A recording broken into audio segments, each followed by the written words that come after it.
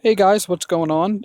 Today I'm going to be making a video on how I keep a hole in the ice of my pond during the winter.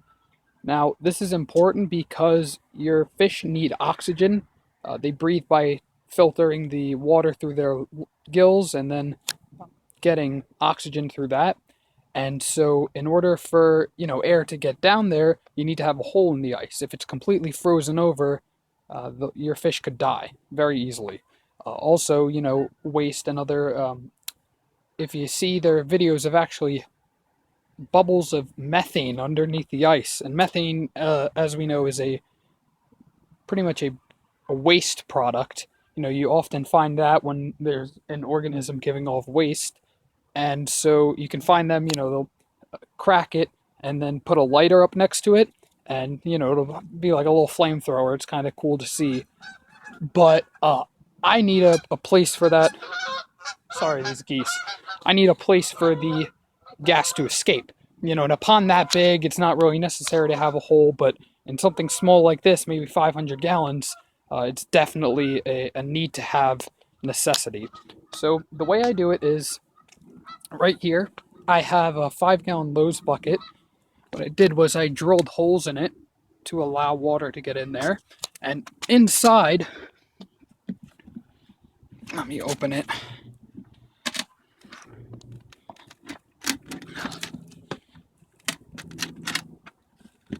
Alright, it's kind of tough to do one-handed. I have my pump down there. And so the pump is hooked up to a check valve and a couple other fittings to make that. So what that will do is that'll keep the warm water from below, and it'll keep pushing it up and pushing it out that pipe. And what that'll do is that'll keep the water moving, and where there's moving water, it's harder for ice to form. So in the middle of the winter, I'll make another video, show you guys how there actually comes a dome of ice that builds onto here. And once a week, maybe, I have to come out here with the little sledgehammer and break it off. So I'll be back in a minute to show you how I throw this in the water and how I angle it and why I do so and whatnot. Alright guys, so what I did here was I stepped over onto that rock. I'm actually able to get down very close to the pond by stepping down onto that little ledge. And then I'm actually able to put my foot right here on the piece of driftwood, so I'm able to really get over here, maneuver this bucket the way that I want to. Alright, so this black string here is a rope that I tied to the pine tree just to keep the bucket and pipe from moving too much. I also, as a precautionary measure, had it resting along that log. This way, with the freezing and thawing and whatnot, it'll shift things around. The fish might bump into it or whatnot. Just to keep it in place, keep it from moving around too much. And so here I'm going to plug it in.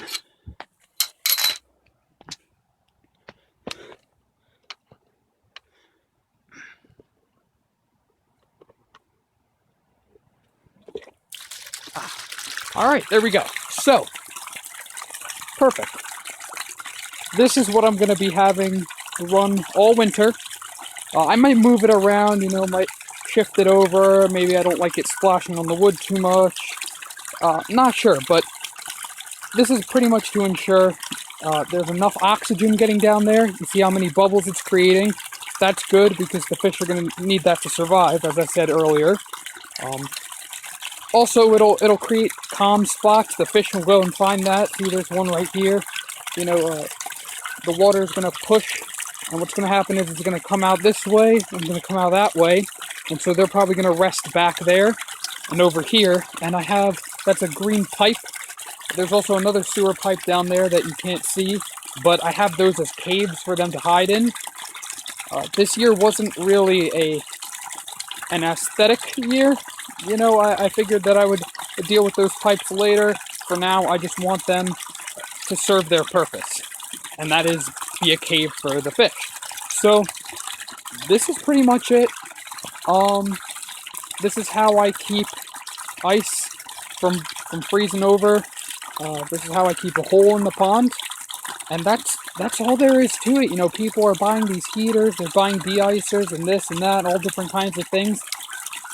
All I did was take a 5-gallon bucket, drill some holes in it, put the pump that I had normally in the skimmer in, make a couple attachments, and that's it. There's my koi right there, that big orange blob. There's a goldfish swimming over top. You see, it's kind of getting pushed a little bit by the current. They'll go and find some calm spots. They're just maneuvering around, figuring out where to go. And I think that's about it for this video. So thanks for watching. Any questions or concerns, you can comment them. I'll answer as soon as I can. And yeah, that's about it. Also, quick measure, make sure to turn off your pumps and system before everything begins to freeze and it really gets cold, because I actually forgot to turn off my pump. The pipes froze, the filter overflowed, and then it froze. I'm lucky that it didn't expand and crack. It was all quite a mess, but luckily we had a 65-degree day, everything melted, and things are doing well now. So thanks for watching, and until next time.